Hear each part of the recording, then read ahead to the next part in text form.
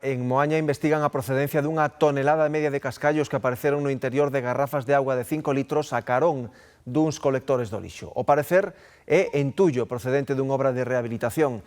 Os responsables desta vertedura ilegal poderían enfrontarse unha multa de ata 100.000 euros. Metidos en máis dun cento de garrafas de auga e envoltos con bolsas de plástico, así apareceu ata unha tonelada e media de cascallos en Moaña. Dende hai unhas cantas semanas que levan botando verquidos e día a día o que íbamos mirando é que iban aumentando. Ao principio eran 3 ou 4 e cada vez pois iban a máis. E agora hai todo iso. Esa houve moito máis tamén. En garrafóns de auga, baleiros, encheronos con non sei o que. En botellas desas de 5 litros de garrafa.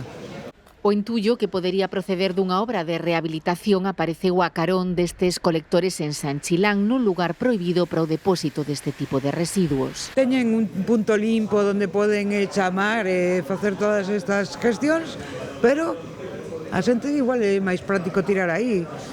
Claro, como deben de hacer moitas mudanzas ou debe de haber moita casa turística, tiran colchóns, sofás, toda clase de armarios, escombros, aí é o vertedeiro. Sí, unha maneira curiosa de desfacerse cando normalmente hai un contedor de obra onde se pode facer iso. Ao parecer non é a primeira vez que se producen verteduras similares na zona. Bueno, xa apareceron tamén ao lado das botellas outro tipo de residuos procedentes tamén, imagino, dunha obra dunha casa, porque había colchóns, sofás, todo bello, mobles, que agora sí que xa non están.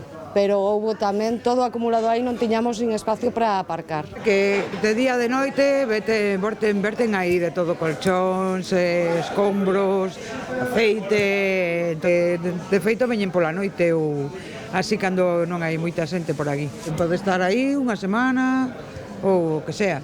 Xa está aberta unha investigación para determinar a procedencia e a autoría da vertedura. Os seus responsables poderían enfrontarse a unha multa de entre 2.000 e 100.000 euros como autores dunha infracción ambiental grave.